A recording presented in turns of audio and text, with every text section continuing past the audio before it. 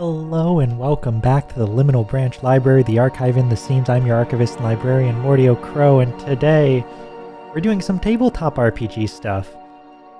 Oh, hello Volo, yes. This is perhaps one of the most word-based streams that I've ever put up here. We even got my tool of choice for both creative writing and for tabletop RPG planning, Scrivener, up. I already have a couple different things up here, or like pre-set up. Hey, I'm normal size. I'm regular size. Yep, that's right. Regular size today. The goose flew up into a neighbor's roof. Wow, adventures in goose over there. But as for over here, maybe we can make a campaign frame about what that goose is going through. For context, the library has had a goose just sitting next to it for, I don't know, an hour? 2 hours, maybe? Just sitting there, staring. I don't know. Unusual. But, to get on topic, Daggerheart could be worse, could be a shoe bill. That's true. It could be a shoe bill. That would feel a lot more threatening. I mean, really, this goose, it doesn't feel threatening to me. It looks more just the goose is confused more than anything else. Or at least that's the impression I get. But what do I know? I don't speak goose. But at least it flew off somewhere, I suppose. Hopefully it doesn't end up on the library's roof. Over there. Shoebills are just silly little guys with resting scary faces. I don't know enough about shoebills, so I'll defer to you, Nova. But for those who don't know, Daggerheart is... I guess I should... Not that I really plan to be coming back here. What is Daggerheart? New fantasy TTRPG by Critical Role / Darrington Press. Basically, Daggerheart just came out. I got the book. I don't know how good this strumming on the cover sound comes through. But I got the book in my hands. I've been reading through it over the past week or so. Your keyboard would type that smooth? Oh, that will... Oh. Just referring to letters. Yeah, you need a new keyboard, Nova. That's just... You need it. That's the end of that sentence. So, Daggerheart is a... I'll call it fantasy-focused tabletop RPG. Has a very card-based way of tracking player abilities, which is something I like because my homebrew system is also very card-based. So convergent design there. But what we're focusing on today is less mechanical and more framing, I suppose I'll say. Right? So I am I don't want to use the term forever GM because that sort of implies that I don't have a choice in the matter. I mean, right now, most people I know aren't running games, but I love GMing. And so when I get a new tabletop RPG, yes, I do like character options and player options. Those are all very important to me because that's how the players engage with the game. But I also like how they present... I like how they present their settings more than I like the settings themselves. I will almost always run a homebrew setting. Our one streamed game on the channel... well, actually, no, I guess we did do two. We did a Daggerheart playtest, didn't we? Nova and I. But like our root game, even though that was in an established fiction, it was still very much build your own setting, make your own clearings, make your own NPCs, etc. We did one of our first streams, that's right. And so, what Critical Role's Daggerheart, or Darrington Press's Daggerheart has here in the back is what they call campaign frames, which they're basically a primer for players and GMs for a given setting. There's some stuff in it that's more towards the GM, some stuff in it that's more important for the players. And really, I don't think it's expected that the players read the entire frame. But most of these are, let me take a look, like no more than, I guess, as few as 10 pages, or they can get longer if they have a lot of custom mechanics. And so I really like that idea. I thought it would be a fun little brainstorming exercise to take some of the settings that I've run, am currently running, and perhaps will run again in the future, and turn them into campaign frames. And this is also something which I don't know what tabletop RPG we will run next on this channel. It will probably be at least a couple more months. I want to get further along in our non-streamed campaign before I start up a second game again. Running two at the same time is a little tough, while also archiving, librarian, all the other stuff out of that you have to do outside of that to pay bills. So I probably won't run another one for a couple of months, but if we end up running a longer term one on this channel, there's a non-zero chance that one of these campaign frames will end up being used. You're curious? You need to watch more TTRPG stuff. Yeah, I mean, personally, this probably isn't something, maybe doesn't sell watch our stuff, but I'm pretty picky when it comes to tabletop RPG stuff. In terms of like actual plays, live plays, or whatever that I watch. So I totally get not like diving into them. They also tend to be quite a time commitment, right? But yeah, if you're interested, we've played tested an earlier version of this game on this channel. It's on our YouTube somewhere. You still remember how much fun that one shot with the vampires was? I'm glad you have good memories of it. I remember it being very chaotic, but I think that's true of most one-shots, especially one-shots where everyone's new. And I was still relatively new to DMing at the time, so I know nowadays I have a lot more tricks up my sleeve I probably would have used to make it a smoother experience, but as long as everyone had fun, that's what matters. So you still want to try DMing yourself, but you're still trying to find your system. That's fair. Yeah, there's a lot of tabletop RPG systems out there, and they range from extremely lightweight to extremely mechanical, like lots of numbers and dice and etc. And some of them are narrative focused, some of them are more combat focused, and you can have narrative ones that are very number based, and you can have combat ones that are pretty freeform. But there's all sorts of a spectrum there, so I can kind of see how it might take some time to find one that you really sync up with.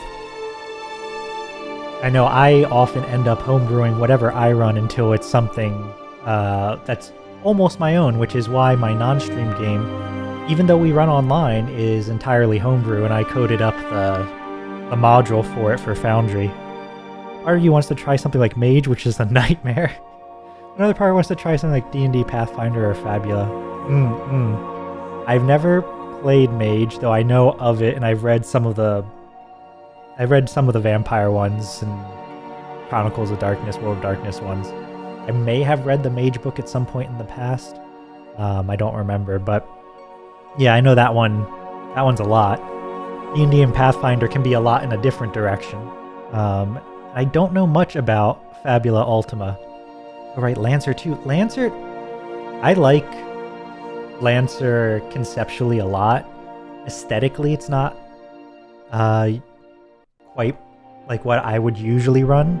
I don't tend to run a lot of like mecha type stuff, but I feel like if I did, I would definitely pick Lancer for it. And I recently played Starvaders, so there is that little bit of mecha that's currently bouncing around my brain right now, thinking about trying to get out there into the world. But yeah, so our campaign frame choices, quote unquote, or rather the 3 different ones we're going to focus on today. We've got past, present, and, well, potentially future, one I would like to get to. But we have my first tabletop RPG setting, but we're revising it, and that one's sort of very D&D inspired. It was run in a D&D 5th edition campaign that lasted for years, I want to say. Entirely in person. I think maybe even 4.5 years, almost 5. Like, that was a long campaign. So going back to that, stripping out the last vestiges of D&D trappings and really making it its own. Our non-stream game, we have my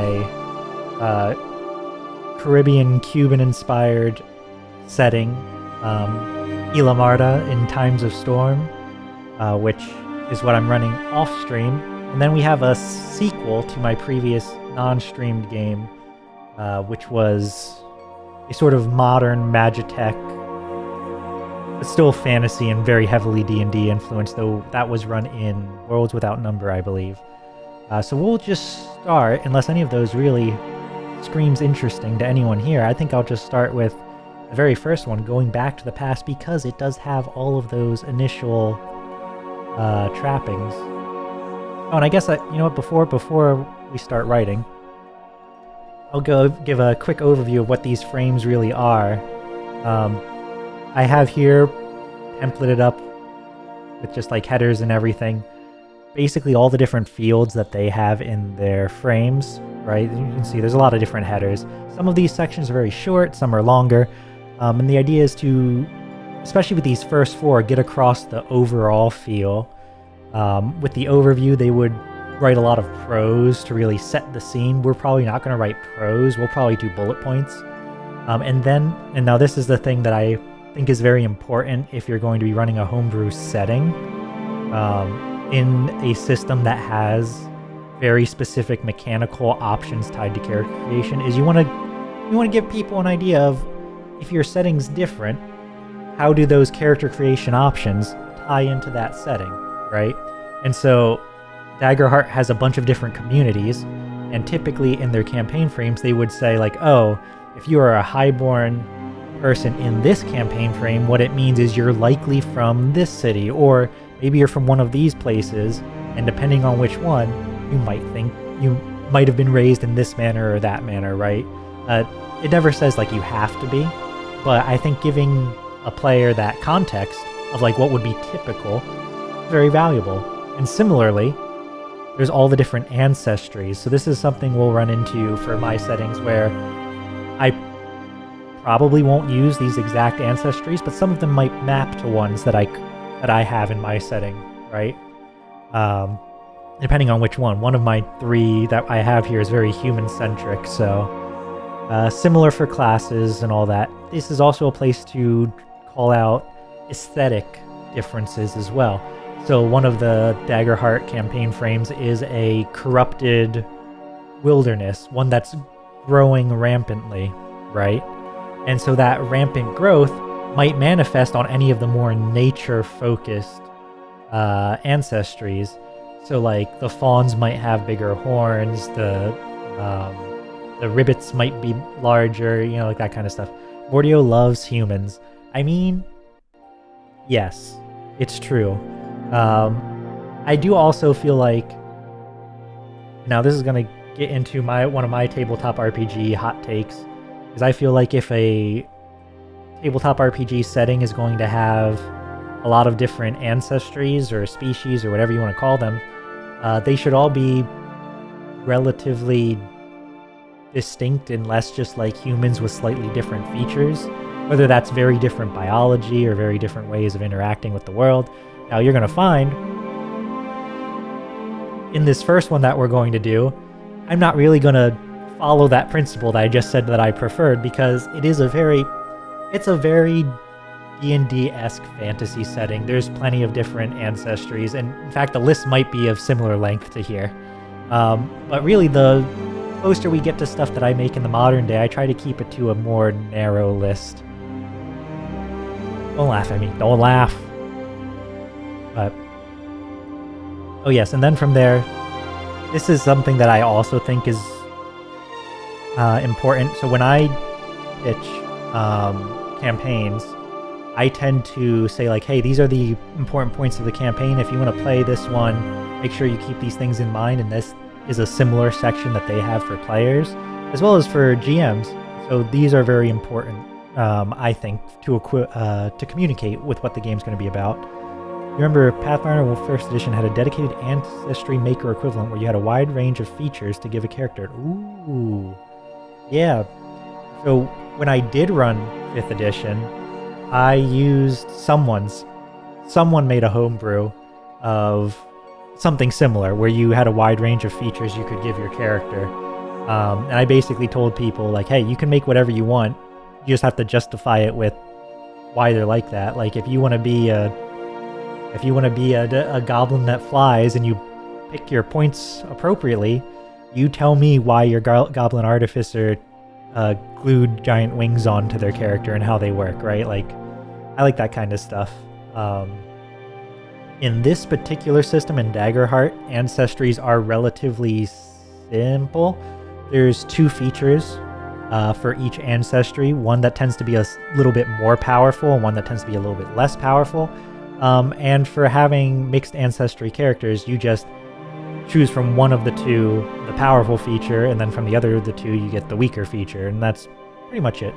Of course, you can describe your character however you want. You can be of mixed ancestry, but not mechanically represent that, just by taking all from one side or the other.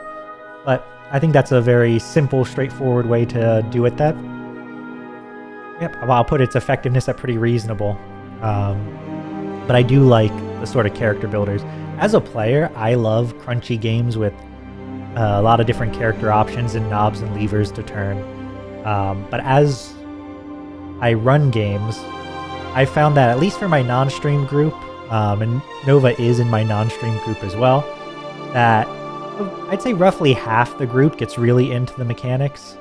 And then like the other half, well, actually maybe it's more like 1 or 2 people who are more just in it for like the story, to get like their core thing, but then not really mess with mechanics too much. I wouldn't say they're mechanic allergic, but just like not interested in like exploring complexity, right? So I find myself gravitating towards stuff that's simple in theory, but has a lot of, a lot that you can play with. So relatively simple resolution systems, but perhaps different ways to, lots of different equipment so you can customize your modifiers or, things like that. Further down here, we have distinctions, which are the unique traits that might be different from an expected fantasy setting, right? Or like, this is also where they'll list some example locations, some example unique monsters. One of the Daggerheart campaign frames that I really like, what was it called? I really like all their frames, honestly. I think this frame paradigm does a great job of making them all sound neat and like something I can, like I would be able to run, right?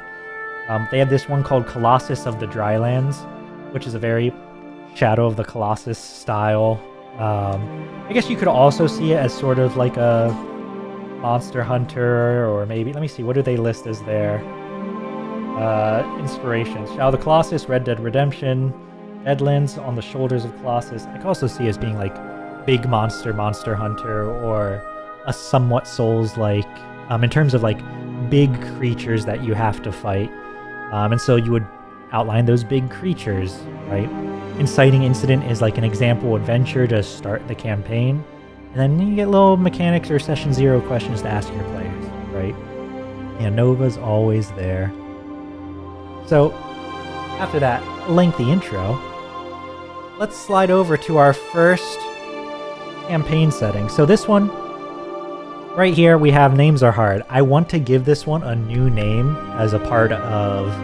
If this ends up on a pitch sheet, I want it to have a new name compared to what it had before.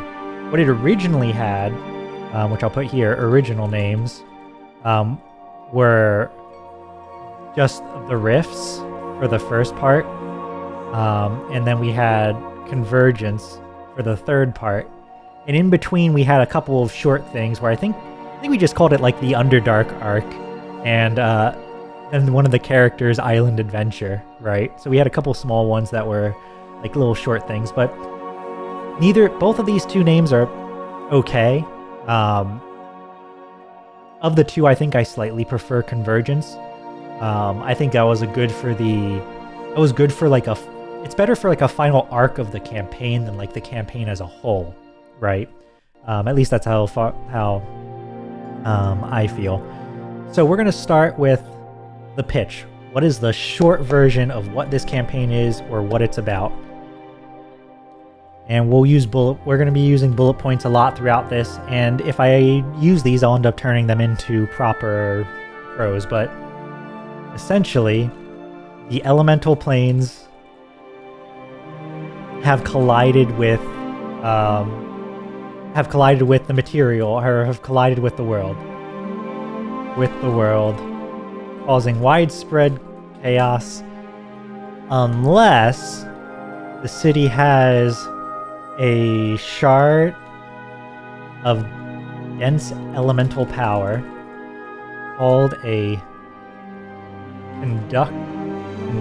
conductor stone, which is capable of regulating or of adjusting the influence of the elements in a large area around it. So basically, we have fire, water, air, earth all acting up as these planes have been colliding with the world. And so these conductor stones, which people have found either in the aftermath of this devastation or by venturing into those elemental planes. Oh yes, and don't forget flesh. Yes, that's a good point. So, our elements. So something I was thinking of as I had to try really hard between having this stream idea and now to not do this activity, right? Like, the whole point of this stream is just sort of brainstorm and chat and yap and talk about RPGs and such and the settings. So I had to not come up with all these answers.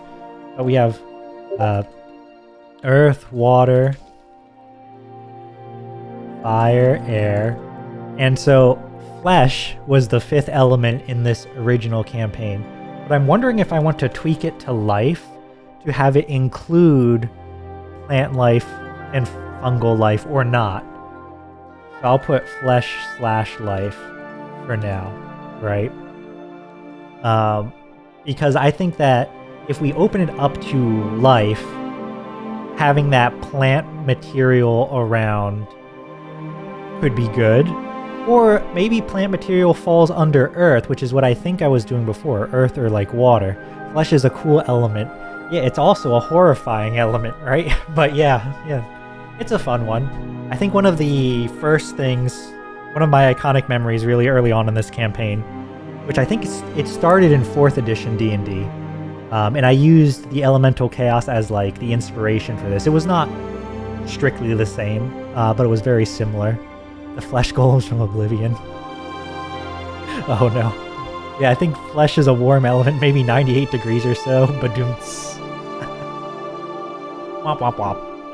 Yeah, so early on this campaign, I think still in 4th edition, so it had to be in the first 4 or 5 sessions, we went into the chaos, the elemental chaos, and we found motes of flesh, and part of the mechanics where you could make, I think it was a charisma check, maybe it was a different stat, to interact with the elements there, you know, extinguish the fire, move motes of earth, etc., etc. And Nova's character interacted with some of the flesh motes, and some of the party members did not appreciate that. Did not appreciate drawing them over and speaking to them immediately. Yep. So that to me is very iconic of this setting, was that interaction. And so whether I want to change it to life or keep it as just flesh, as meat, I'm not sure yet. And we can get into a little bit more of the benefits or drawbacks of doing that a little bit later. So what this first bullet point means, though, oh yes, and let me see.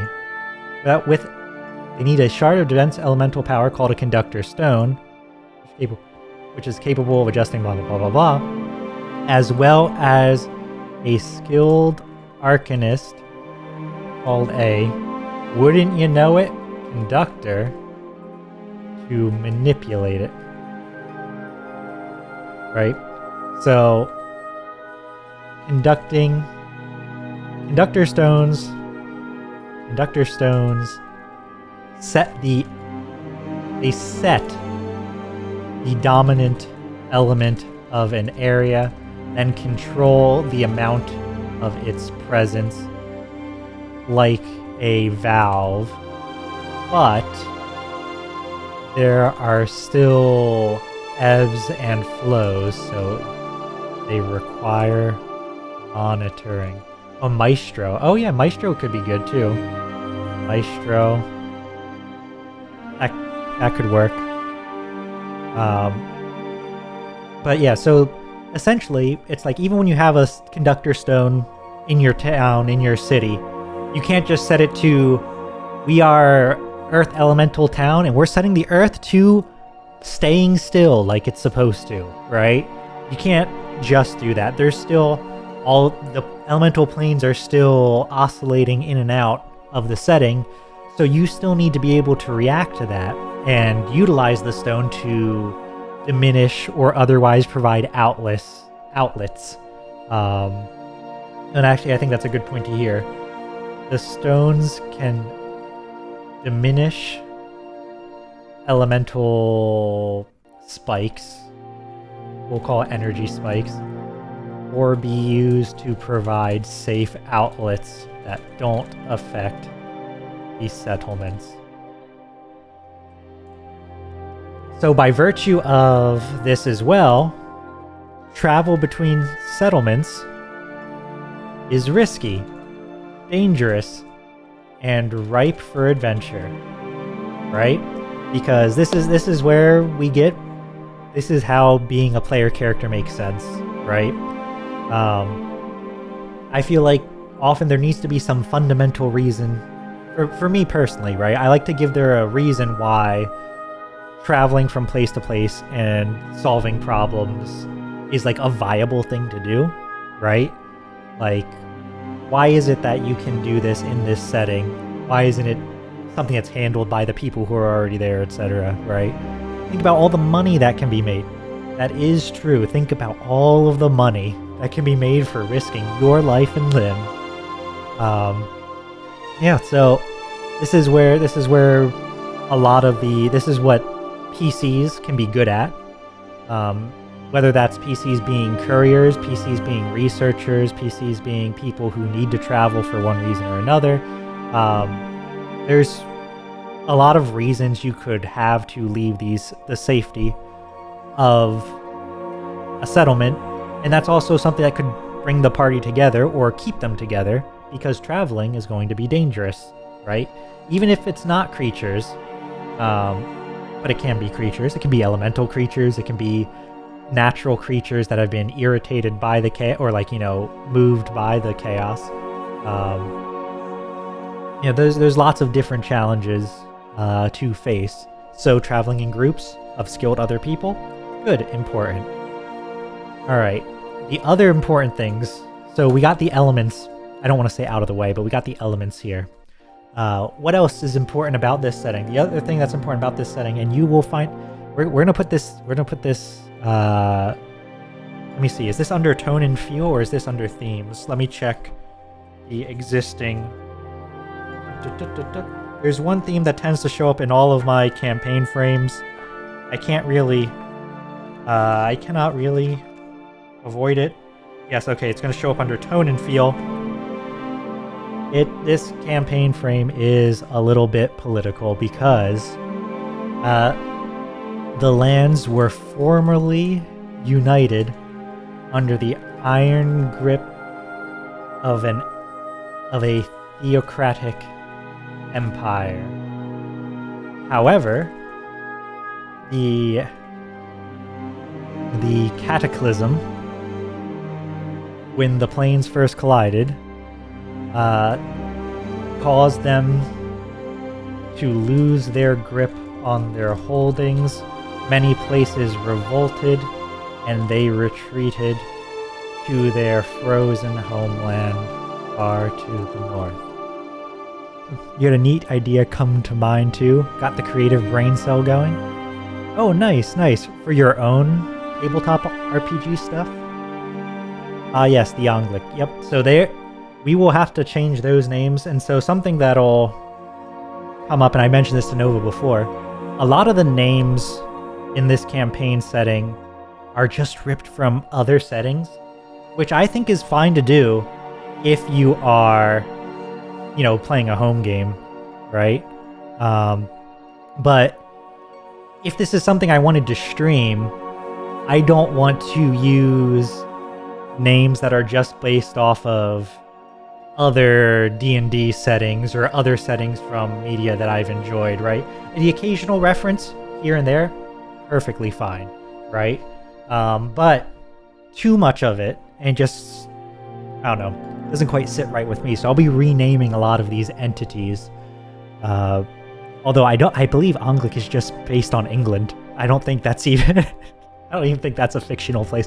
But we also probably want to change that one too.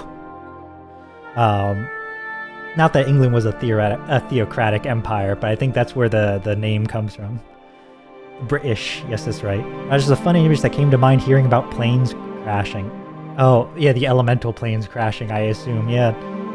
Well, feel free to throw it in there if you would like to. Or throw it in chat and we can chat about it.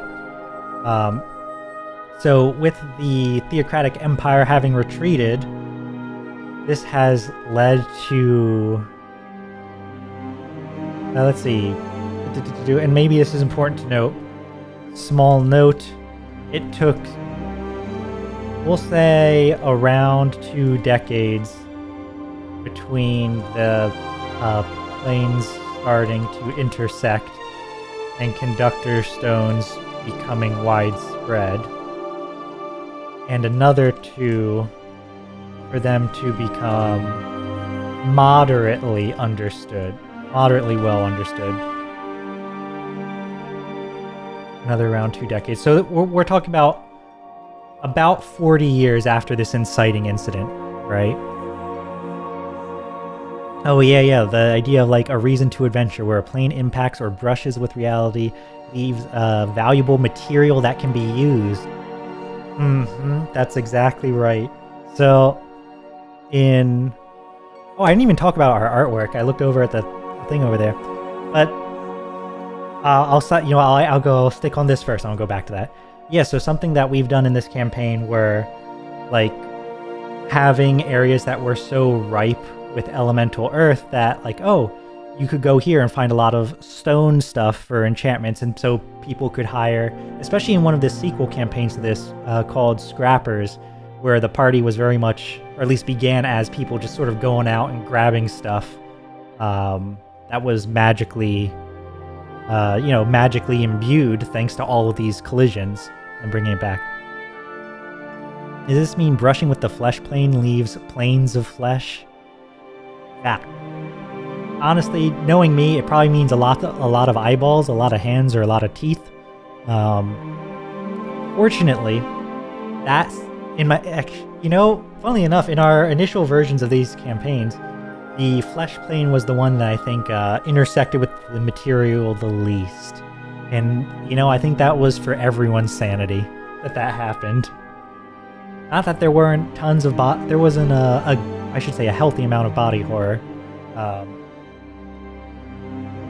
Speaking of body horror, let's no vein trees. Yeah, I didn't make those, but those are vein trees. It would be good. Speaking of body horror, if we direct our attention to the left of the stream, we have our cast from that campaign. 3 of these were player characters. One of them was an NPC the party adopted. In almost every one of my campaigns, the party ends up picking up an NPC. Just be like, you're my friend now. And also, not just a friend who we go and visit. It's like, no, you're coming with us.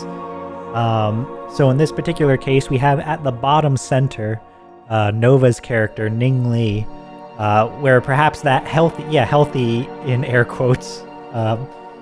I'd say Ning has a healthy amount of body horror. That darkened violet eye of Ning's is in fact a separate creature, one that an artificial one created from bringing the different elements of the chaos all into alignment.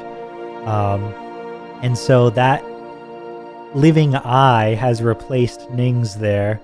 And eventually there became some element of corruptive energies that got assimilated into both Ning and that eyeball. But believe it or not, that eye did just start as an arcane construction and not a corruptive eldritch horror anything. Then on our right there with the fire, that was Terrace, a magitechnical synthetic creature, synthetic person, right? Or basically, the magitech was keeping him alive, right? He was pseudo-immortal, very Phoenix-like in that he could die, but the machines inside him would ignite and bring him back to life. And continuing the machining themes, up at the top is Zephyr, who was gradually replacing pieces of himself with machines in an attempt to improve his own body, both to feel more comfortable in it and to just, make it stronger, make it more immortal, etc. And of course, that leaves the fourth one as our party adoptee, Edward, who was basically just the party fighter. He was here to fight monsters, but he also had an interesting relationship with both monsters and immortals, where he could, and immortality, where he could consume monsters to gain some semblance of their power. Monsters, and technically speaking, he could get power from people too. Not like literally eat them, but yeah, to kick ass and vibe. That's correct. So, these were our party members for this particular campaign, and we have the hex map of the region that we focused in. You love that? Oh, good. I'm glad to hear it. Yeah, so we have over here the hex map, and behind them the hex map of where the campaign was focused around. Though, by the end of it, like many many long-term campaigns, the party ended up with an airship. With an airship they used to fly around this way and that, visit other places across the world. So that's our cast. The top one, Zephyr, and the bottom one, Ning, were in the campaign the entire time. Terrace joined about halfway through when it became Convergence, or a little bit before. I think there was a tutorial adventure where Terrace joined. Or not tutorial, but like a middle adventure one, a shorter one. And there were a bunch of player characters who came in and out. The starting set for this campaign was a very big, 6 or 7 players, but for a variety of reasons that ended up fragmenting, and we reduced down temporarily to 2 and then started building back up again. But back to the campaign frame. I think this will be our last bullet point in the pitch. With the power vacuum, we now have a bunch of city-states forming alliances and rivalries as they compete over magical resources, ideology, and the few conductor stones present in the region. Because if you can get one of each, you can actually have a very stable... a very stable settlement. Oh, hello! Hello, welcome, Katie! Oh, and thank you for resubscribing, too. Thank you. Enjoy continuing to use the dancing bird, the dancing starling. Welcome, Katie. We're writing up some of our settings, and some of this, may eventually seem familiar to you, I suppose, depending on how we get there. You love your starling. Good. Well, I'm sure Nova's very glad to hear that. We are looking at, I don't know if you're familiar at all with Daggerheart, Critical Role's tabletop RPG system. They have a fun way of framing their campaign settings in the back of the book. So I'm taking all of my settings and writing them up as using this same template, I suppose we could say. starting with the one that is the prequel to the campaign of that you were in, that I ran off stream a long while back now. What, at least a year, maybe 2. So this is where I'm remaking that original setting all the way back from the beginning. In this, are you? Oh, cool! I was like, oh my god, are you rebooting Convergence? Like, kind of, yes. So, I think when my next pitch doc runs around, I don't know if this will be on for non-stream, on-stream, or if I'm going to try to combine those groups. But for my next like mid to long-term campaign, I am thinking of repitching that setting, going back to the roots, as it were. Just because, I don't know, I really liked the concept of it and would like to explore it more. Granted, I know Nova in particular also wants to continue the post-Exiles timeline, so that's also on the agenda as well. But I can pitch more than one thing and then leave it to the group to decide what feels most interesting. So yeah, what I've basically just done up here is summarize a lot of the Convergence stuff about conductor stones, stabilizing the elemental plane crossover, our 5 elements of earth, water, fire, air, and flesh, and that there was a theocratic empire, but they lost their holdings, had to retreat to their frozen homeland, and now there's a bunch of city-states forming alliances and all that. So we have, what do we put as the tone and feel? Here we're looking for a lot of, short, snappy words. Oh, you're in? Oh, I'd be very excited to have you back in the game. You're sitting at the table already? I'll make sure to let you know when the pitch doc is ready. Probably still going to be a couple months though, just because running 2 campaigns at once is hard, it turns out, But let's see, so what else we got here is we have, in addition to it being political, I wouldn't say political is the first thing, but I did add that when we came to this point. This is a very magical, what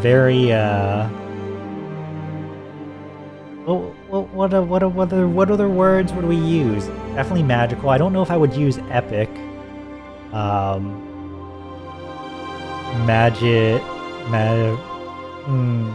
Magical, political. Maybe we can come back to some of those as we think of more. Some themes, though, one of them that should be very straightforward. No high fantasy. Oh, that's true. I think high fantasy would work. High fantasy, magical, or maybe rather than magical, we'll put arcane. I feel like that has a slightly different feel to it. High fantasy, arcane, political. Maybe magitechnical. How does one even spell magitechnical? Oh no, none of these spellings look good. Magitechy. There we go. Going to themes, should not surprise order versus chaos, right? The whole idea of the conductor stones is that they're being used magitechnical. Let's try that one. Magitechnical. There we go. Yeah, that looks good. That looks good. I think the capital M is throwing me off for some reason, or maybe it's just the font. But order versus chaos is a big theme, right? Like, the stability of the old world, which was enforced under the iron hand of the Empire, versus the pure death that was that brief period where the chaos was coming in and out and no one had any way to counter it, versus now trying to find that middle ground with the conductor stones and the new powers and things that are coming out of it. So that I think is a very big theme. Let's see. I think we also want to have untapped potential versus oh boy, man-made horrors beyond my comprehension, right? Like, the idea of like, oh, we can do new things and they can be really cool versus uh-oh, right? Let's see, what's another main theme of it is within your comprehension, you made it. I don't know, judging by the way a lot of technology in the real world goes, I think A lot of the people who take credit for making things don't understand what their employees have made. But yeah, that's true. Someone surely understands.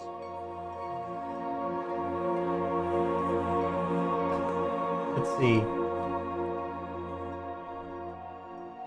Let's see. Building the community you idealize and struggling against material needs and external threats.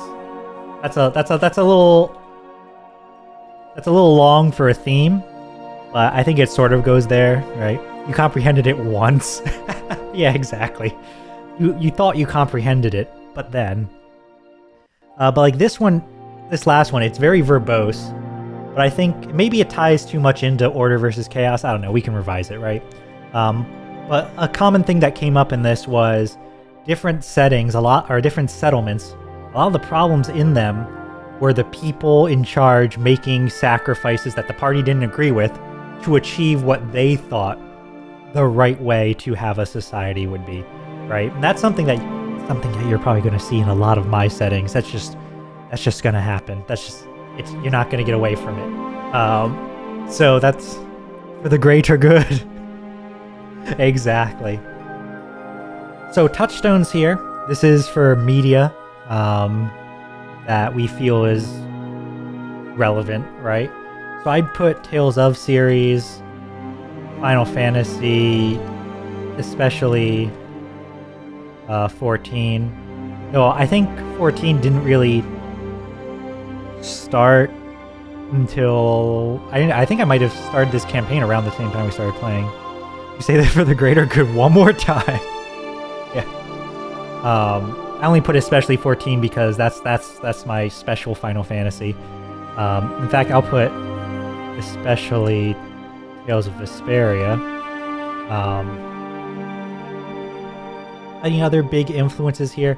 His Dark Materials influences just everything I make when it comes to planner stuff.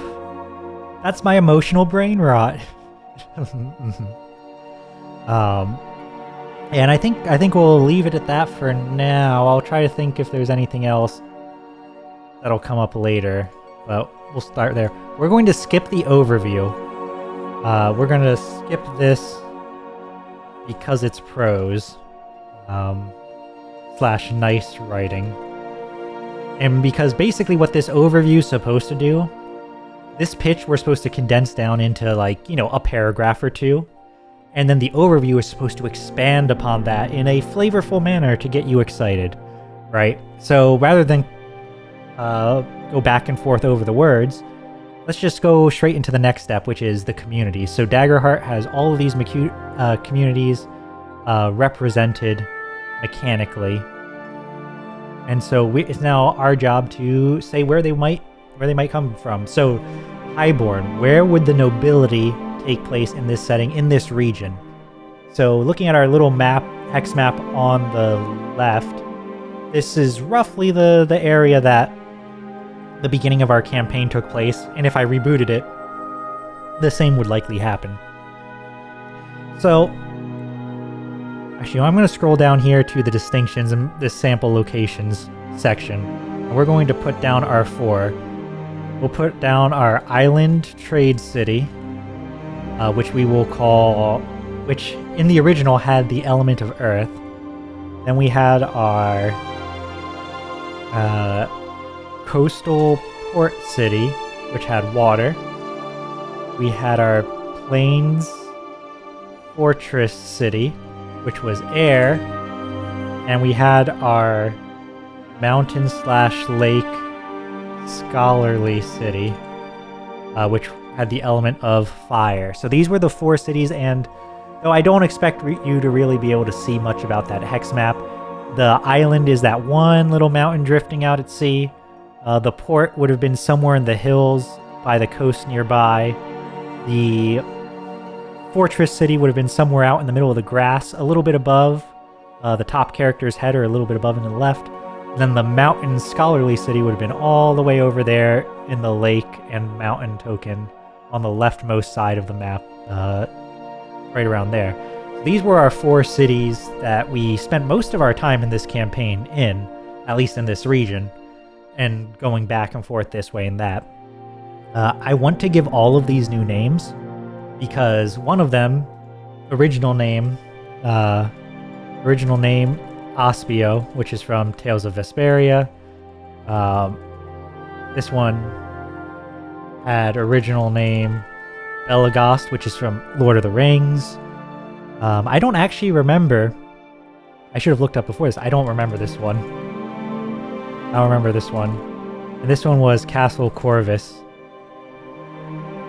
At least that.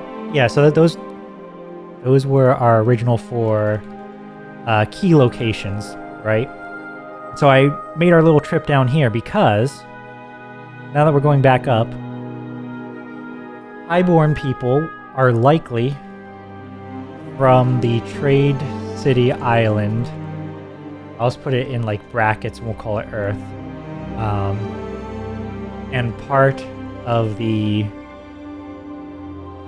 wealthy, half-merchant, half-noble families that retained power by flipping on the Empire, right? Oh, hello, Hambone. Welcome. Welcome to our homebrew setting stream. We are taking a look at Daggerheart campaign frames. Yes, Kingdom Flippers. Only on HGTV, exactly. Yeah, you know, nobles who were loyal to the Empire until suddenly they saw that either the Empire was going to lose or maybe there was more money to be made by supporting the independence movement instead. So if you're a Highborn in this campaign setting, you're probably a part of one of these families on the island city. That would be your most likely place that you would be from. Likely have connections to either a rare material that's sourced locally that you export, or one that's sourced overseas that you import. That I should say that your family exports, your family imports. So a good PC question is, what trade defines their family, right? Boy! Oh, hello, Amasha! Welcome, welcome. The fart reverb of arrival. I hope the rest of Start Again went well. So, a good PC question is, like, what trade defines their family, right? Like, no one here is strictly like a noble ruler noble, right? Like every noble family is going to have some trade that, you know, still supports them. It was heartbreaking. Yep. Yeah, that sounds about right. All right.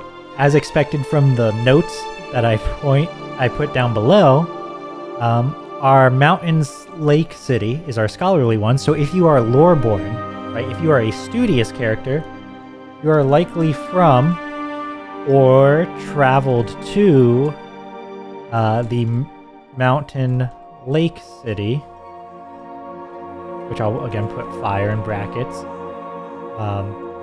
to access its many archives and learn from its historians, technicians, and mages, right? Man, imagine playing Happy Game. It couldn't be me. I think there's still more, but you cannot tell. Yeah, that's fair. That's fair. Lore and rules. Yeah, this one's definitely going to be more lore focused. But I think having that little link, and maybe I'll make some notes of some rules that might exist. This is so cool. What a fun way to recenter your world. Yeah, I think I really like that it takes having a campaign setting, but breaking it up into the parts that either you need this top section, right, is all the stuff you need to know if you're interested in the campaign setting, but then after that, it's, okay, you're interested, how do you link that to the mechanical bits and bobs of this setting, right? Like, I like mechanical bits and bobs in my tabletop RPG, and I'm perfectly fine and love reflavoring stuff. But I also love when mechanics reinforce the narrative. And so I think that mechanics generally should have like a pretty, clear potential narrative tie. So in Daggerheart, each of these communities would give you an ability, right? And we could either homebrew something to give a little extra based on our setting, or just leave it as is. So here, if you are Loreborn, then you either have connections to a scholarly family, or you did something to grab their attention and earn scholarship, right? And now, all of these are sort of just places to start, though, of course. And so, like, you have those connections, but you can still reflavor them if you want to. It just doesn't default to minimal flavor. Orderborn. So Orderborn tend to be like they tend to be like the cops, right? Like this is a character who you're a detective, you're a former soldier, or maybe you're just from you're from a group that has a very strong set of principles, right? Like a very paladin-esque sort of thing. So for this in particular, you could be from the fortress city, which has the air element, where you were a part of its military, or you could be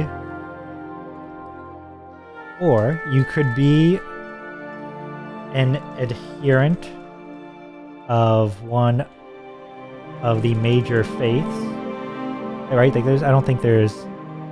You could be an adherent of one of the major faiths. Either of these could work. There's also you could be part of mercenary companies or something similar.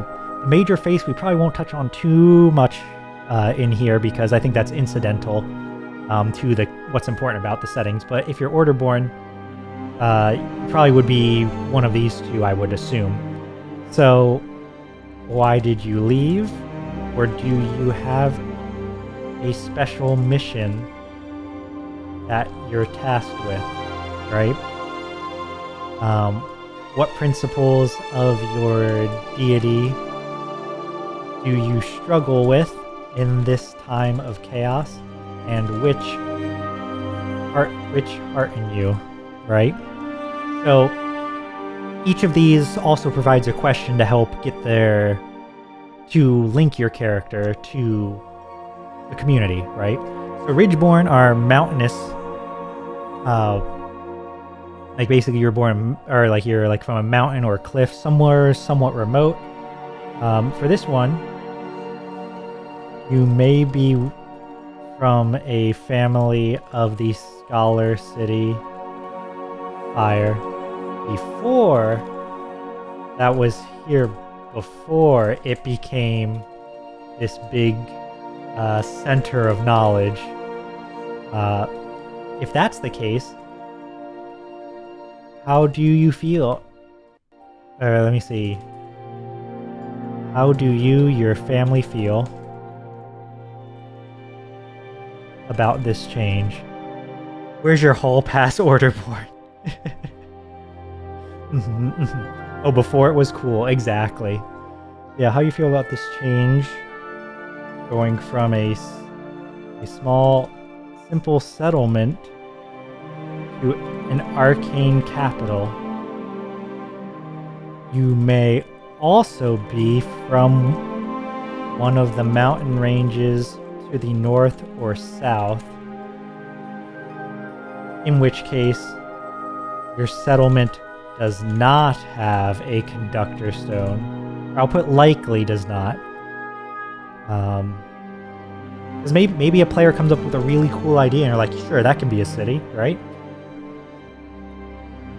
If not, how did your settlement deal with the chaos? Have they been lucky? Or not? right? Seaborn. So if you're seaborn, you are likely either from the port city, water, or island city, earth, and likely frequent the two, frequently travel between the two. So this would leave them open to, they could have been, let's see, did you work within legal means, or did you turn to piracy to survive this uncertainty, right? What makes you give up sailing? Or maybe, you know what, maybe that's not even a good question, right? This is something where, depending on what the campaign's about, maybe the sailing skills are still important, or maybe we're going to go sail in the chaos, right? I guess it's more like, what makes you leave your ship behind, even if only temporarily, right? Slyborns are our roguish characters. So for this, you could really be Slyborn anywhere, I think, in this particular setting. Of them, your most likely ones would be the Fortress City Air may have Slyborns who revolt or who resist the militaristic government, who resist and subvert. Right? Slyborn is a very silly sounding word to me. Yeah, I don't know if it's my favorite one of the set. I get what they were going for, right? Like, they didn't want it to be like Crimeborn or anything. They wanted it to be more like, you know, have some plausible deniability into it. But yeah, I get what you're saying. Resist and subvert the militaristic government. Trade City Earth may have Slyborns who smuggle illegal goods, or who rob the markets, right? The markets, the ships, etc., right? Let's see. So in this case, I don't know. I don't have a question for this one off the top of my head. I'll have to come back and think of those. Underborns. This is for those who were in underground settlements. I'll put Underborn communities are relatively rare, as the chaos would mean one bad event and the whole settlement collapses. Some communities found success by digging even deeper, but they're found entirely different threats. If you've come to the surface, you likely were fleeing one of these bigger threats. What was it? Who made it here with you? And who or what was left behind? Right? So we don't have a lot of underground settlements, at least not by default here. If someone was interested in that, though, it could be from somewhere a little bit further away. Wanderborns would be nomadic sorts of people. So this one, I think there probably would be a lot of strong communities of Wanderborns, because there's a need for that in this sort of setting. People who would relay information, who would trade, do like land-based trade, etc. Wanderborn communities are, I don't want to say, I'll say not uncommon, but they do need to take care to deal with the chaos in order to survive, and often do seek temporary shelter within the reach of a conductor stone. What strategies did your community have for anticipating or evading elemental bursts or elemental storms? Right? So there we go. That one's, I think, is pretty good. And now Wildborn, I think, is also a fun one because only Nova would... Now you want to make a character for pretty much every community? This is so neato. It's working. Yeah, I really think it is neat, right? Like, I don't know, it's fun, right? Like, you read these questions and you think about it. Like, oh, this is the cool thing I could say, or... Yeah, I'm glad it makes people excited. It makes me excited to write it, too. And so Wildborn, if Nova remembers, I don't know that Nova does,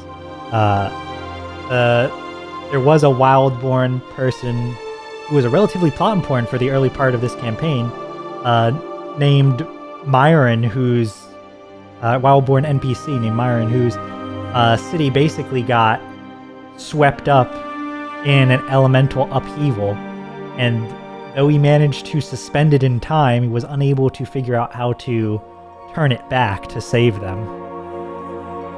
Like, your world building in these parameters is so good. The combo ever.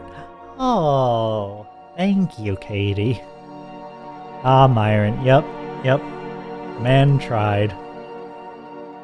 The Wildborn communities lead a difficult life in the chaos, but a potentially very rewarding one, as surviving or living near elementally attuned regions grants access to valuable resources for trade, or even verdant, or even lush earth for agriculture, if those same elements do not destroy your home, right? He turned out all right? I think he did, right? He almost got pulled into the grip of an outer god, but didn't the party, like, stop that? Better than Paige. Yeah, that's fair. I don't know, but didn't Paige invent vaccines? So that's good. She contributed to the world. Just always felt that she could have done a little bit better, right? Yeah, but she was dead inside. Oh well, you know. Let's see, but yeah, so for Wildborns,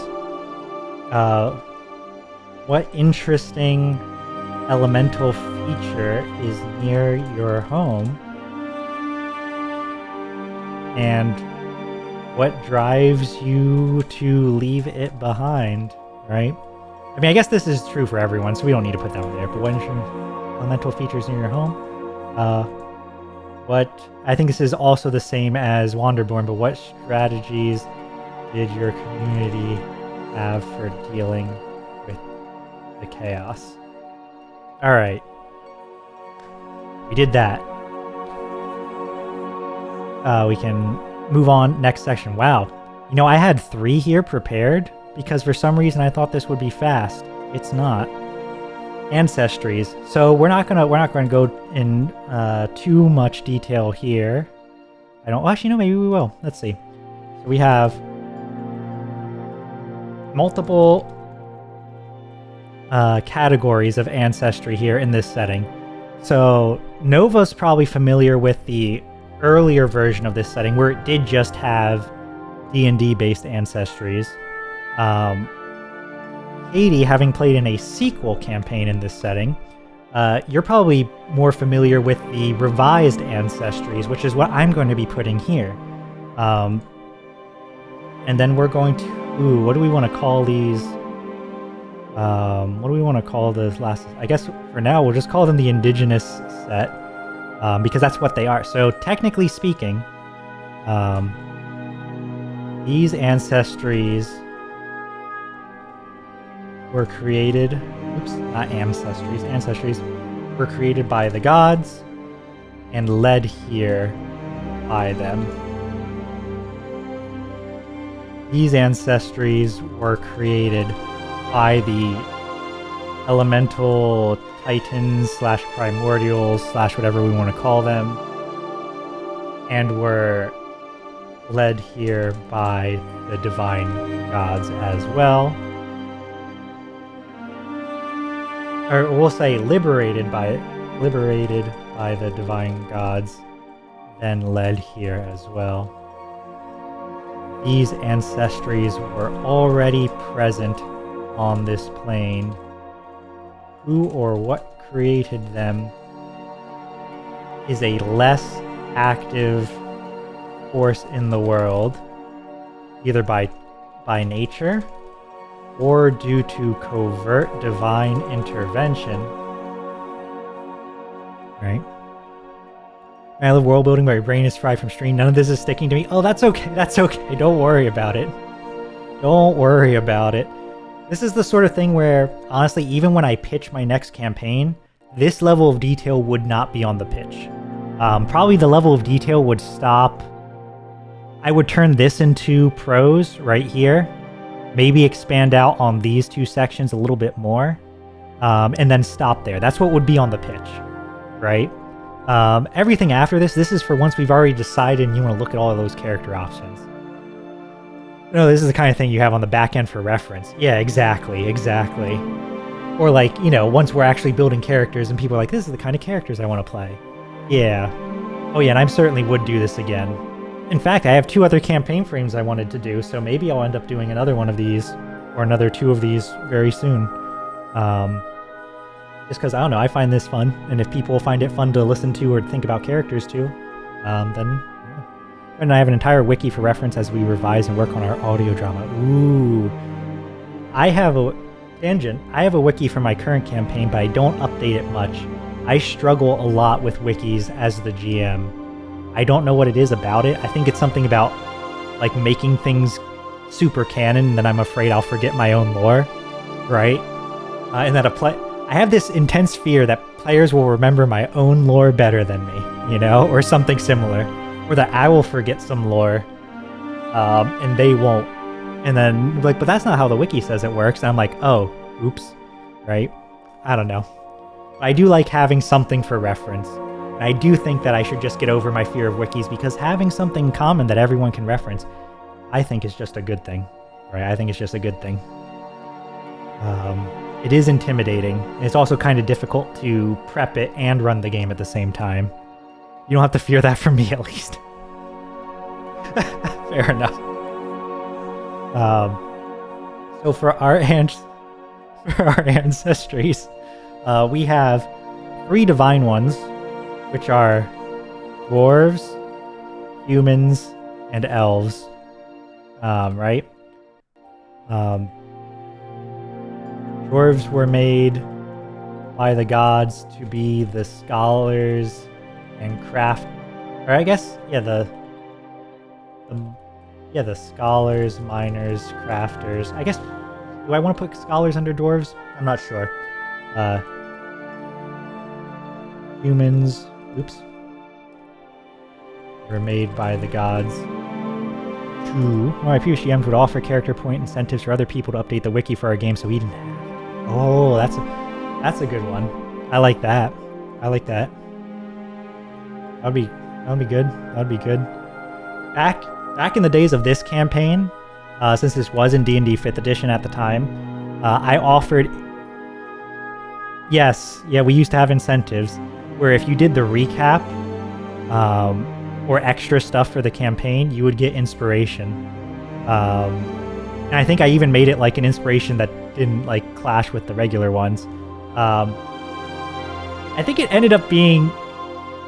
I don't say it never counted. It definitely counted sometimes. It definitely counted sometimes. And really, even with me not counting all of your drawings, you 100% got, like, the most inspiration by far. By far. Like, really. So, no complaints. That's because you did a lot of work. That's true. Yeah, it's also partially why we don't have it as much anymore, though, because it was mostly just Nova doing it. Actually, what? I'm gonna leave these top two blank for now. What I'm going to do instead is put a bullet point and say the divine gods made dwarves and humans to aid them in their war against the elemental titans. Right? And we can figure out what roles specifically they played later. I might have it already in my notes. And elves, I like...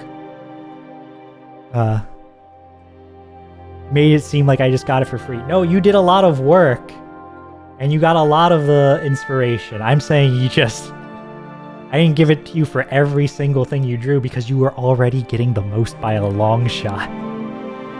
So, that's what I'm trying to say. At least that's how I remember it. But maybe it came off differently at the time. So, unlike humans and dwarves, elves were made by the gods to celebrate their victory and the new home they had found for mortals. As such,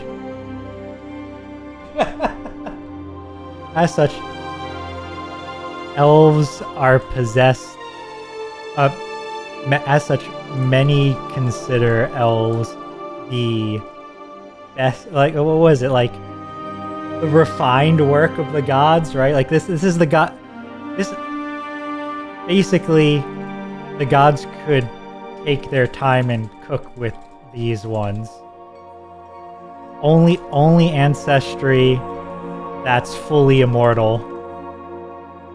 Only ancestry capable of producing offspring with any other sapient ancestry. So that's, yeah, elves are just, there's not a lot of them though.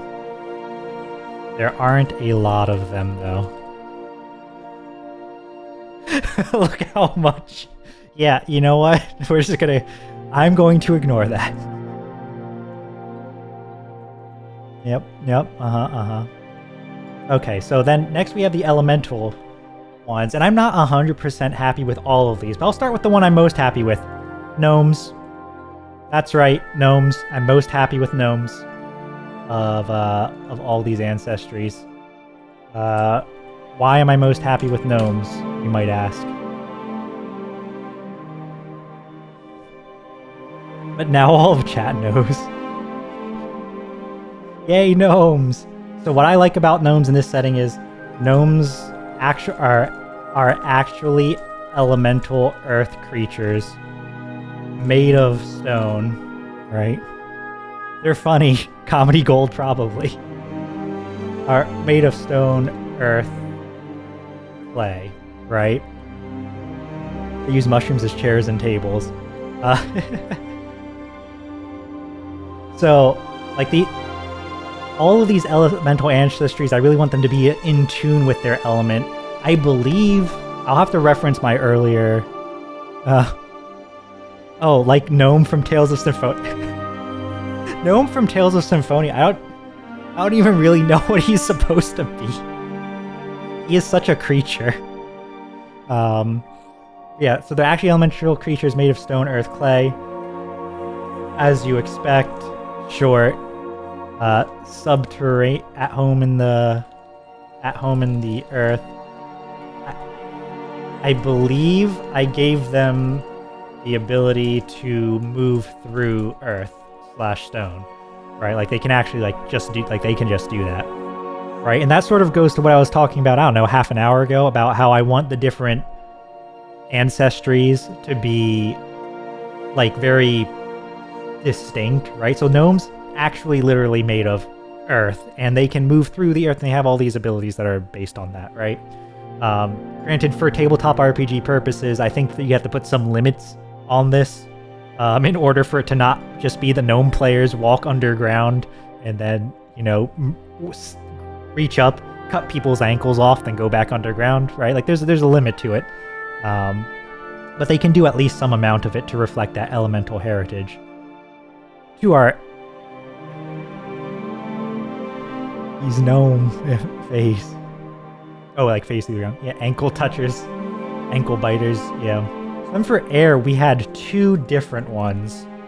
Mainly because I liked both of them. We had the plumes and the corvs. Now, you might get the idea that I like corvids. There was a castle corvid, or castle corvus in the setting down below. Here now there's a corvs. The corvs as a creature did not exist at the time that castle corvus was named, but air, you say? Yep, air. So the plumes are... Oh, wait, you're making a gnome wanderborn who shepherds people to safety between cities. Oh, that sounds wonderful. I love it, I love it. Plumes, I like it. Yeah, she's cooking, Katie's cooking.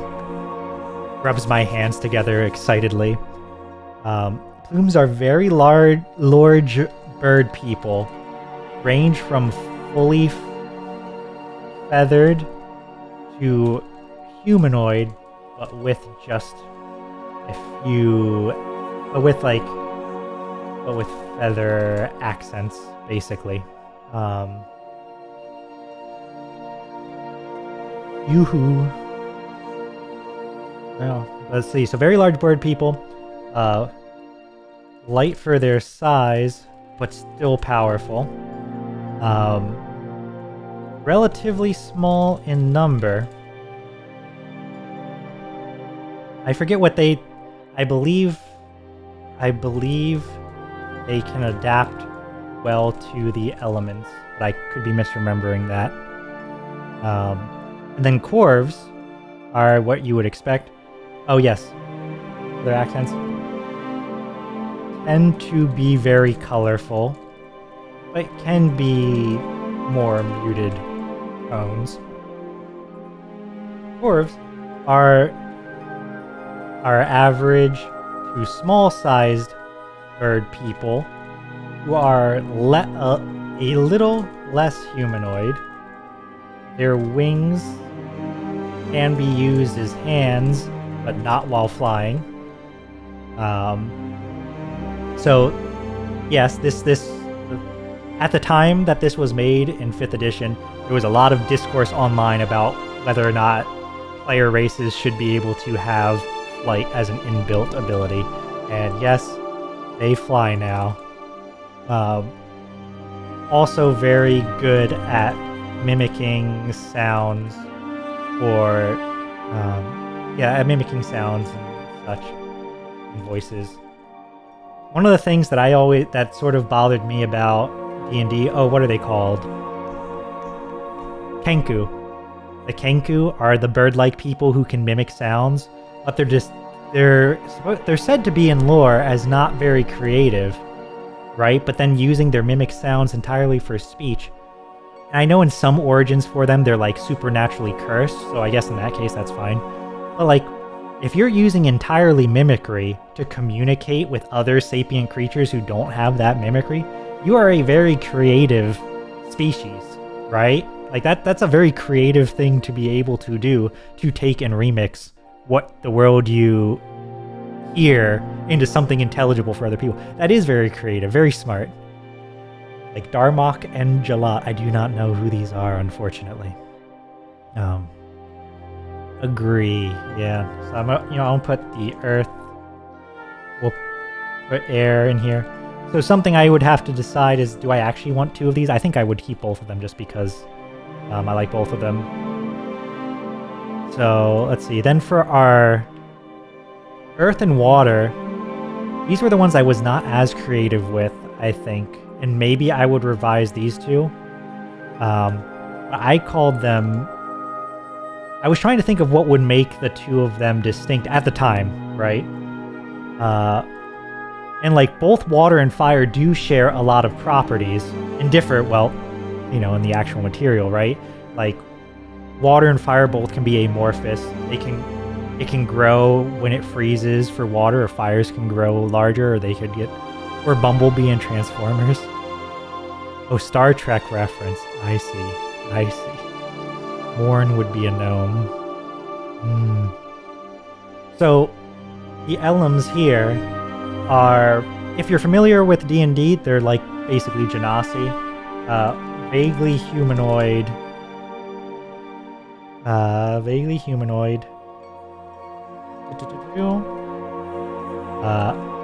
Elemental beings of fire or water. Maybe ice. Maybe ice too. Generally able to alter shape, resistant to the elements.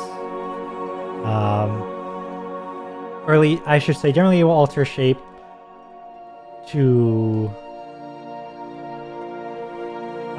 like a reasonable extent. So like not becoming a full puddle, but adjusting size, limbs, etc. They would also be resistant to their own element and capable of producing / wielding it at will.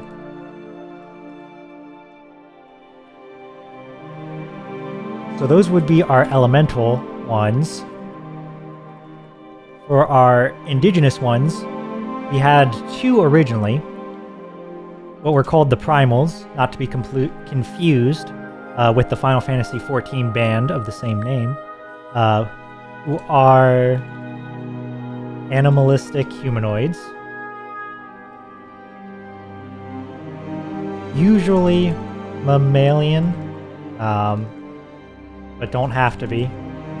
You know, lizard folk, turtle folk, etc. Or fish folk too. They...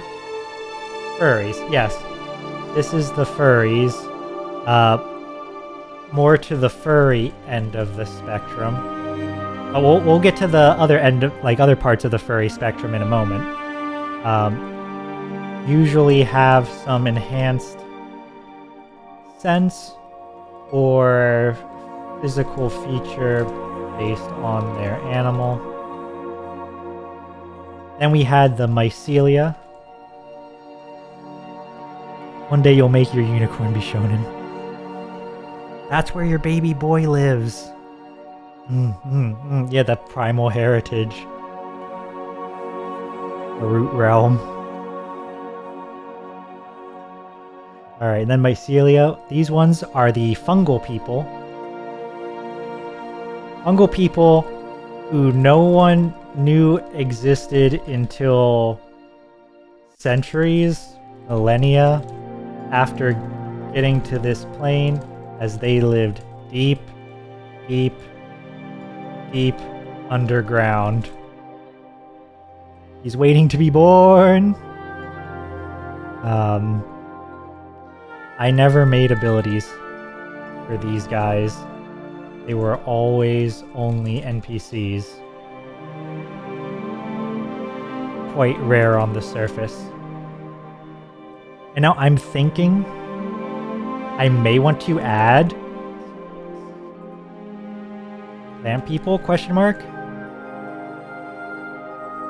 Didn't exist originally, but it feels like they should be. Gestating in your mind, only pray.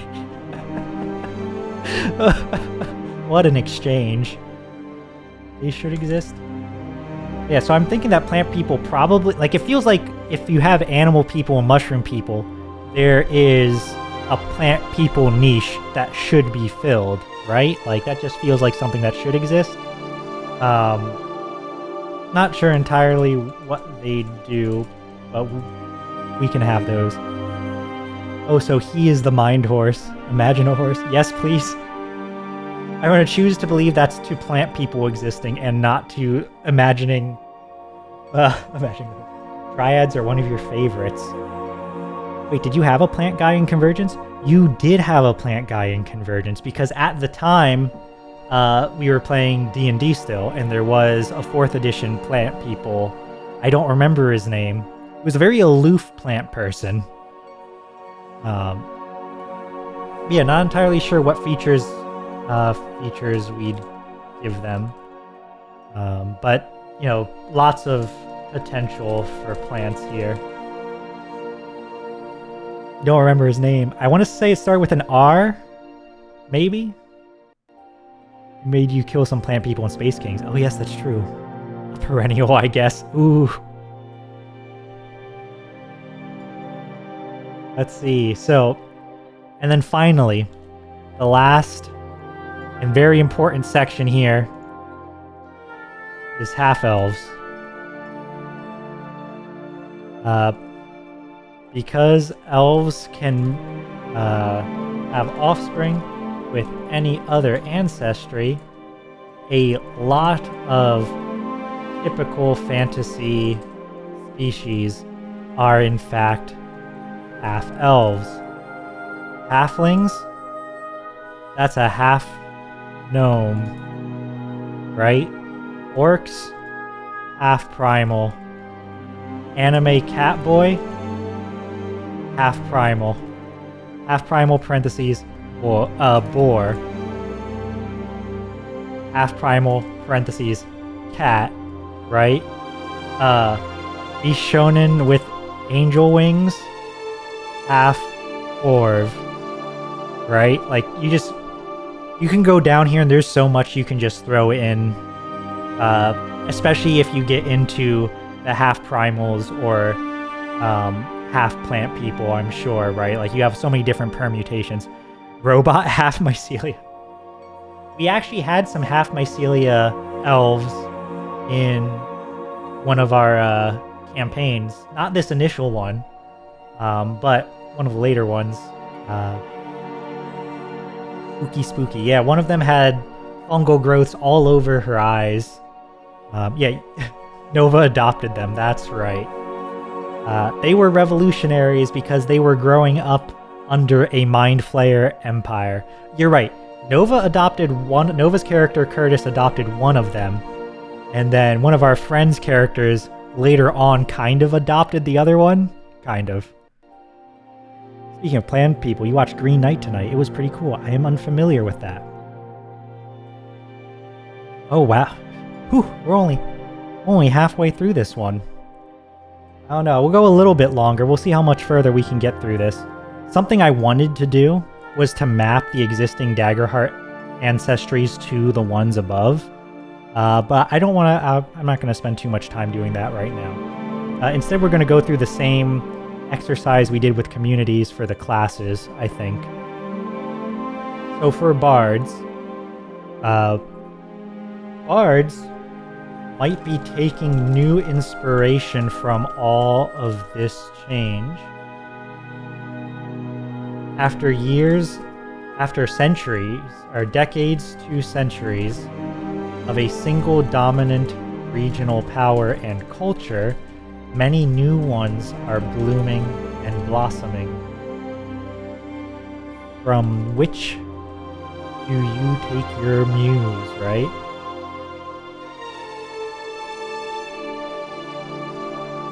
Oh, if it helps, you're having a great time. I'm glad to hear that. I'm glad to hear it. Yeah, no, I'm glad people are enjoying all of this world, like kind of world building, kind of world squishing, right? Like putting it into the right spots, right? Is there anything from the Empire's culture that you still like, a particular music style, performance art, art style, etc. Druids, with the natural world in disorder, how have you been affected? Do you view this as a calamity? Calamity? Or as a wildfire of sorts from which new growth will bloom? I use bloom in both. New growth will sprout. There we go. How have you seen nature change due to the influence of the elements? Calamity. New from Arizona Iced Tea. Arizona Iced Tea. Nom, nom, nom, nom, nom, nom.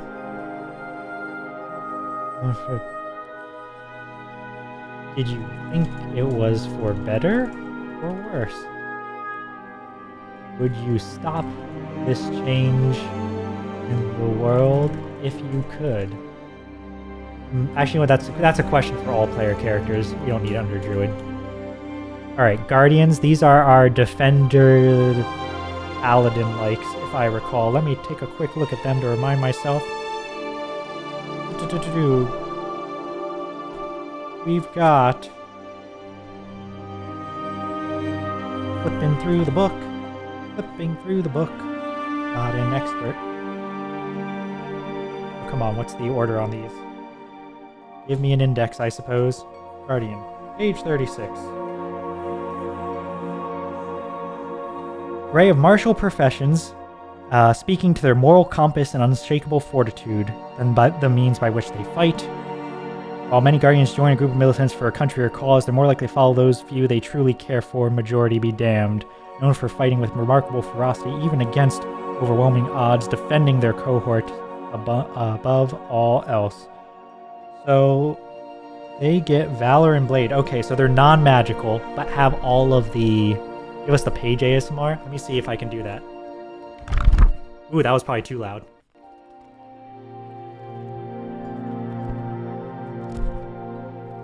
How's that?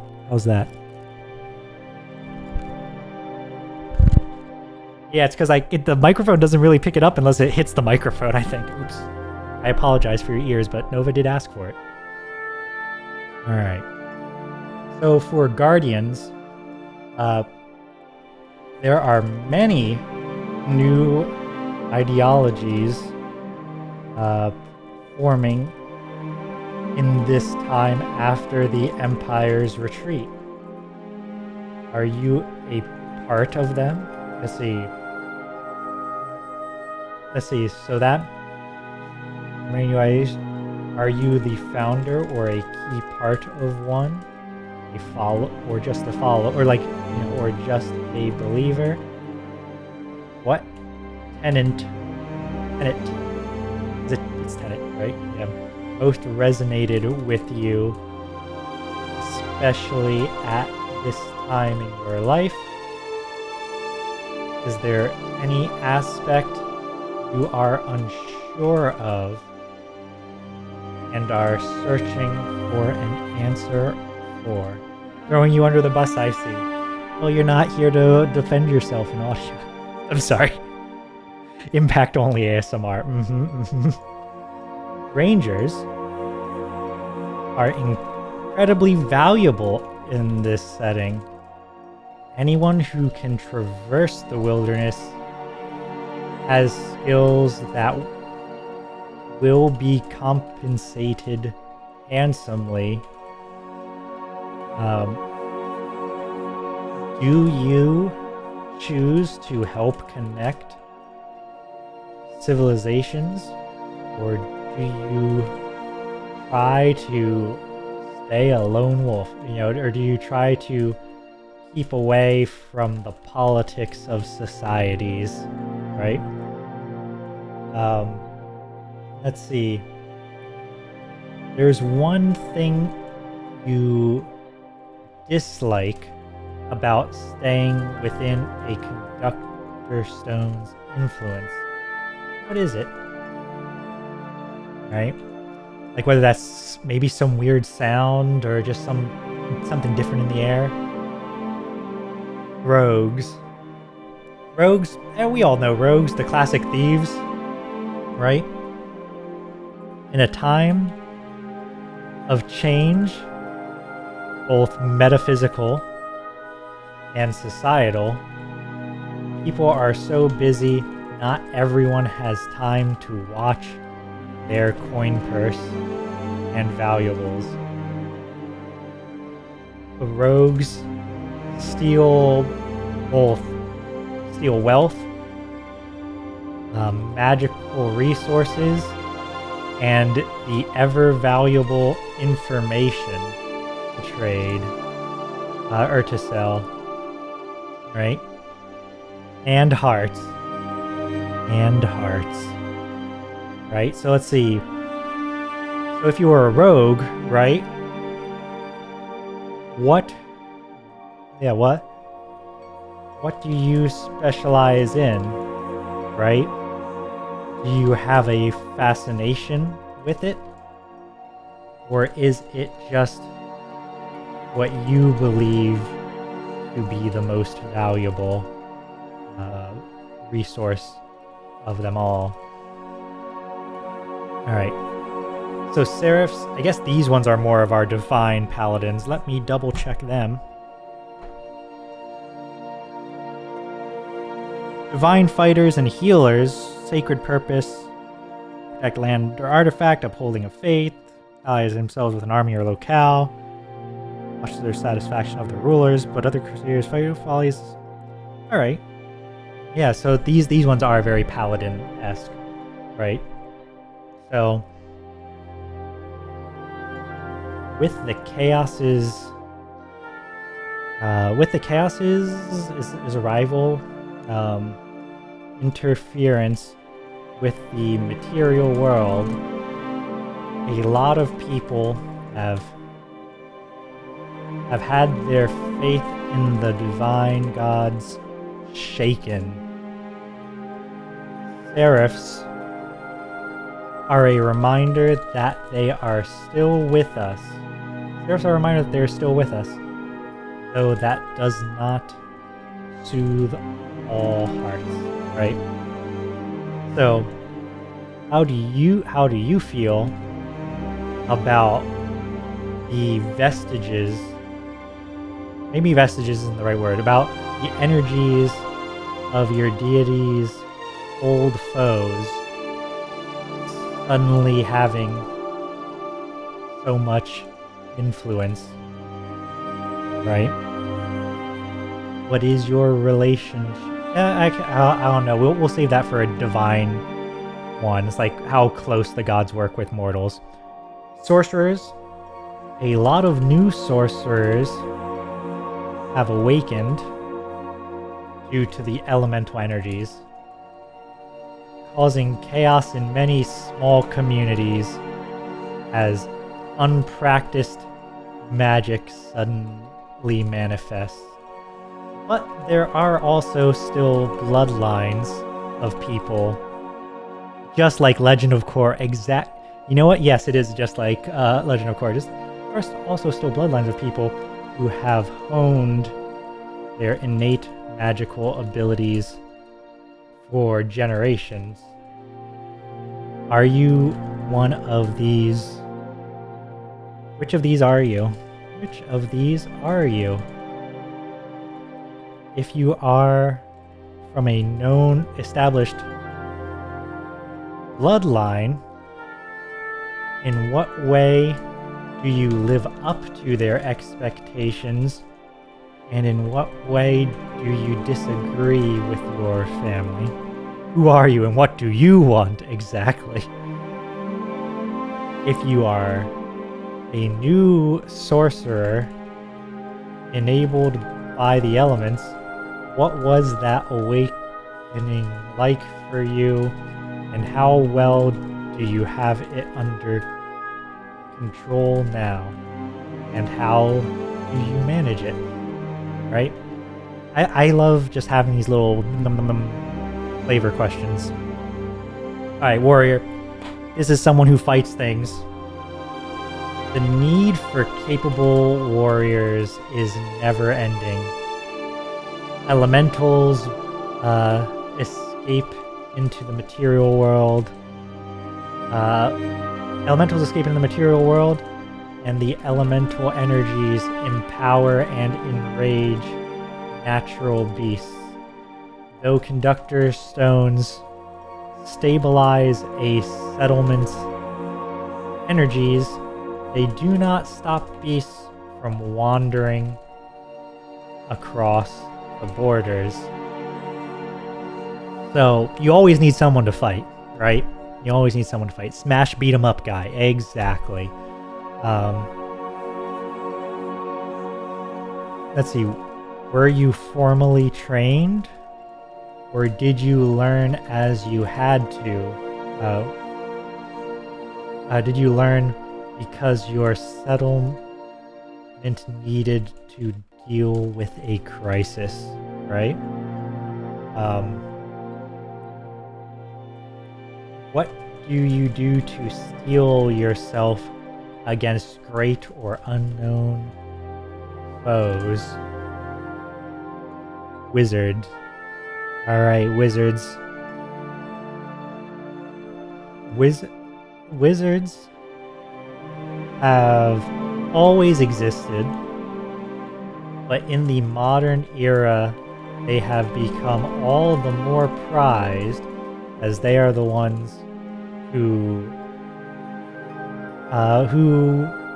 worked out how to utilize conductor stones.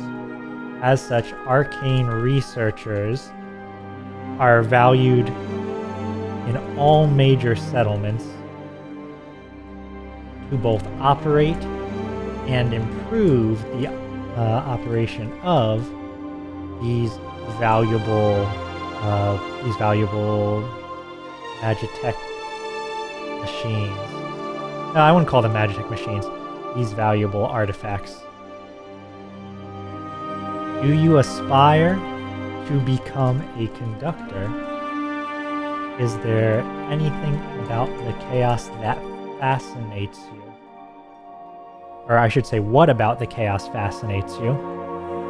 What about the chaos of the elements fascinates you? Do you have a subject you really want to study, but the elements make it difficult? Like, maybe you're just trying to make a regular airplane, right? And it's just like, well, can't make a regular airplane when it turns out the sky is constantly storming. Or like, irregularly storming. Or on the streets. Thought you were going to say that they worked out at the library. Alright. Let's see, that covers all of the... That covers all of the classes. For player principles, we'll do some small ones. I don't want to go super late. We're probably nearing it. I'm going to skip over the cities and filling those in, but I kind of want to do the player principles and sketch out an inciting incident and like what a campaign mechanic might be, right? My magical thesis. Why are there so many eyeballs in the flesh plane versus other fleshes? Great question. Great question. We're going to have to do a lot of surveys there. Let's see. How do I want to phrase this? Is embrace chaos? I think embrace chaos, right?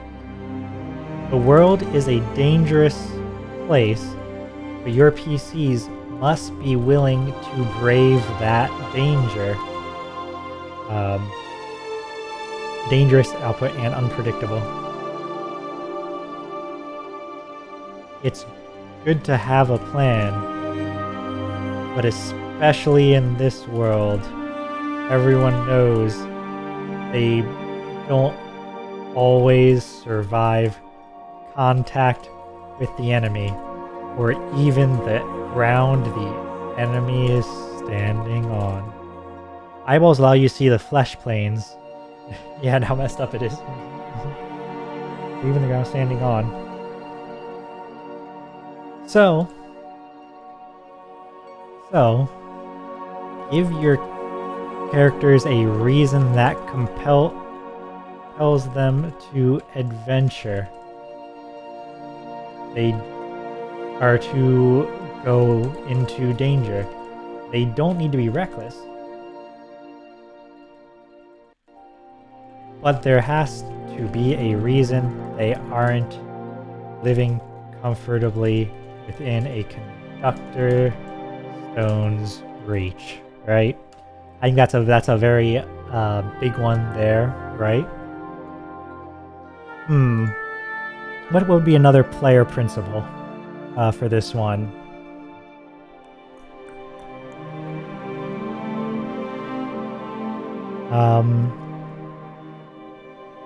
Maybe imagine the future. The world is being reshaped, both physically and socially.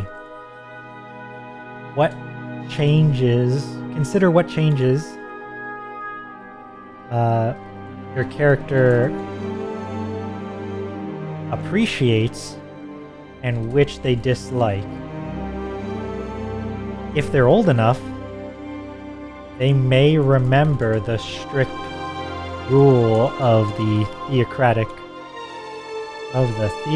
empire and may be relieved to be outside of it.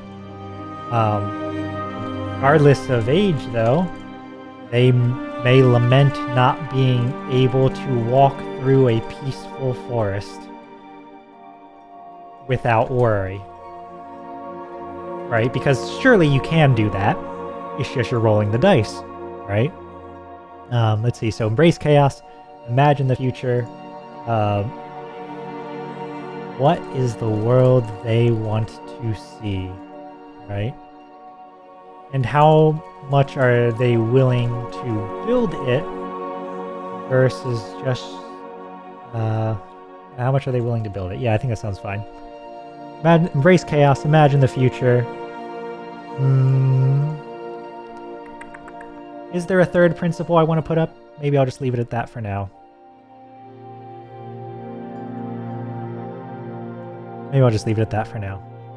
Alright, so the inciting incident. I want to very briefly bullet point what the inciting incident for this campaign was, because I quite liked it as a starting adventure. And I think that it would be a good one here, right? So, the Lord and Conductor of Port City, currently unnamed, Water. The Lord and Conductor of the Port City Water has gone missing.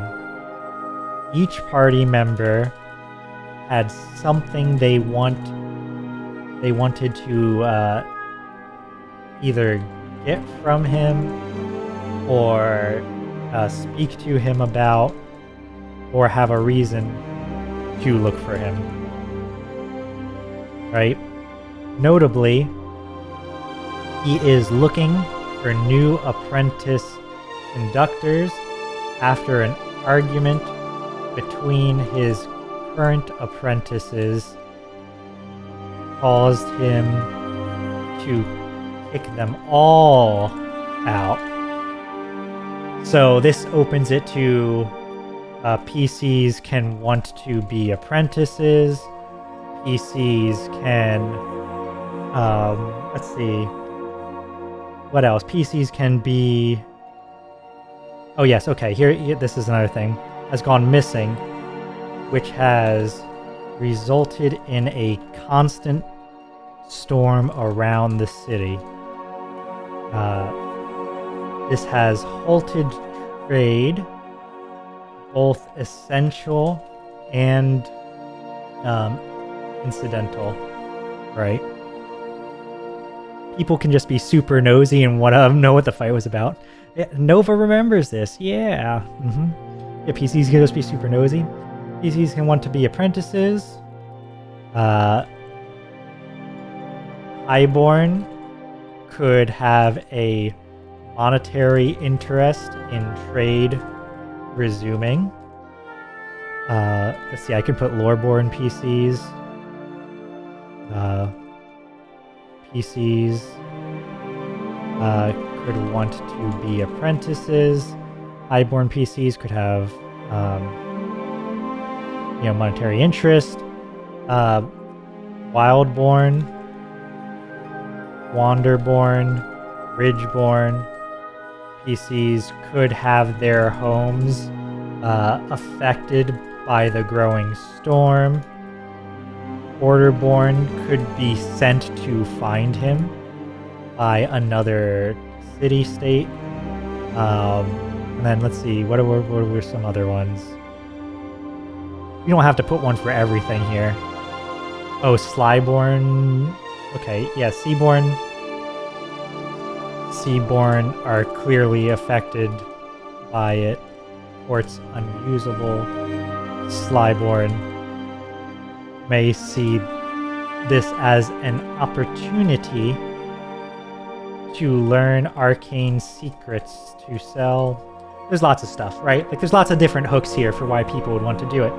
But the short version of this adventure is the party must go to the manor and either convince the guard to let them search. This could be easier. This could be easier or more difficult, depending on the PC's social status, right? Like if the if the group has a couple highborns in it, then maybe this is easy, right? Oh wait, actually before that, you have our opening fight. Opening fight.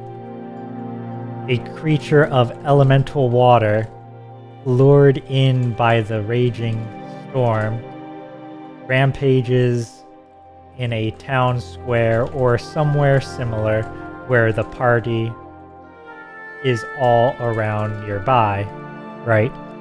And it would be the GM's job to draw everyone into the fight, whether that's putting the more reluctant people who might not jump in, be the ones who get hit first, or otherwise, engaged first by this creature, and letting the ones who would jump to aid come in later, or what.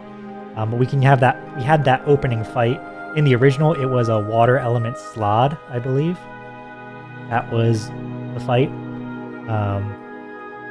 So yeah, the party must convince the guard, let them search, or sneak by them. Once inside, they find the conductor stone has opened a portal to the elemental plane of water, and signs point to the Lord of the city having ventured through some time ago. So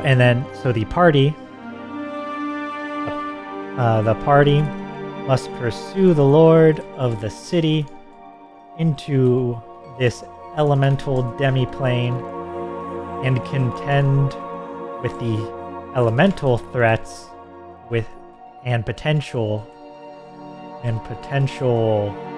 sapient, or I guess humanoid threats. I don't know. How does one say that? And potential, mortal creature, mortal sapient. I don't know. Sapient creature threats who have gone in before them, right? Whether could be rivals who want the Lord's wealth, knowledge, could be enemies of the city, could be someone who wants to steal something, there's could be someone with a grudge, like an old apprentice, right? There's lots of different threats you could all throw in there, and this would be the little inciting adventure, right? We get to see the impact of the conductor stones on the city and what happens when you don't have someone skilled at the helm. We get to do a little bit of social. We do a fight and a little bit of social stuff to get the party into into the manor. And then we have some investigation as we explore the Conductor Stone, find clues, and then a little bit of a mini dungeon crawl at the end, where there could be fights, there could be more clue finding, maybe some social stuff if there's people like maybe talking down an apprentice, that kind of stuff. For a quick little mechanic, probably chaotic weather mechanic for traveling. Maybe something about resting outside of Conductor Stones being more dangerous. Right, like there's a couple different mechanics there, but I think that's probably what I'll call it for tonight. This was a solid 2 hours on just one setting that I already knew pretty well. I didn't expect it to take so long to squish it all into these little blocks, but I guess that's where we're at. I didn't even change the background music once the entire time.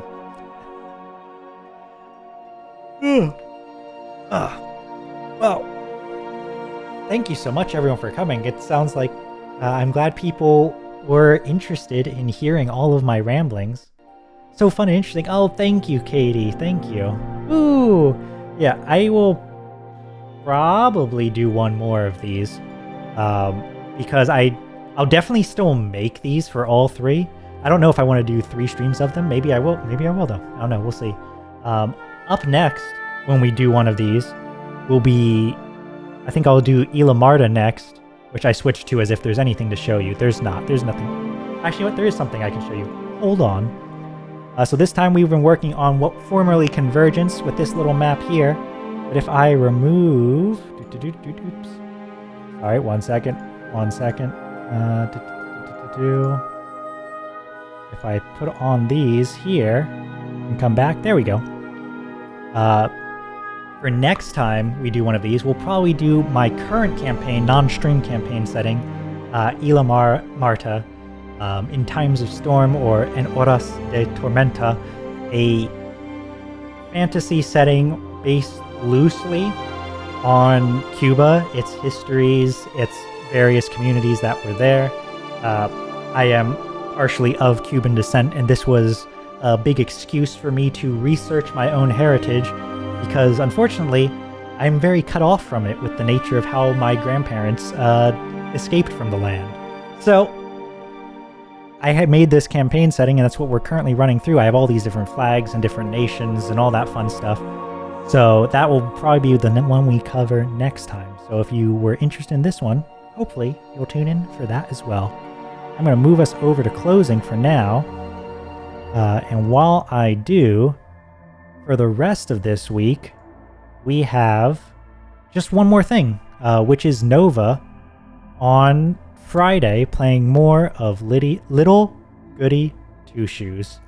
So that was a very fun game last week. I think it surprised both Nova and myself with its anime intros and overall style and lots of good art in it. Apparently it's a horror game. I feel like you can kind of get a little bit of the vibe so far, but only a little bit. For the most part, it just seems like a very cute dating game. Oh. Like and subscribe. Yes, that's right. Like and subscribe, and also join our Discord if you want. You can join community games such as the Jackbox game that we had earlier this Monday, or like a Gardic phone, or other things like that. All right. Tonight, I will send us over to. Do Jedi? Okay. We're gonna do Jedi then. Alright, sending you over there. Say hi if you can.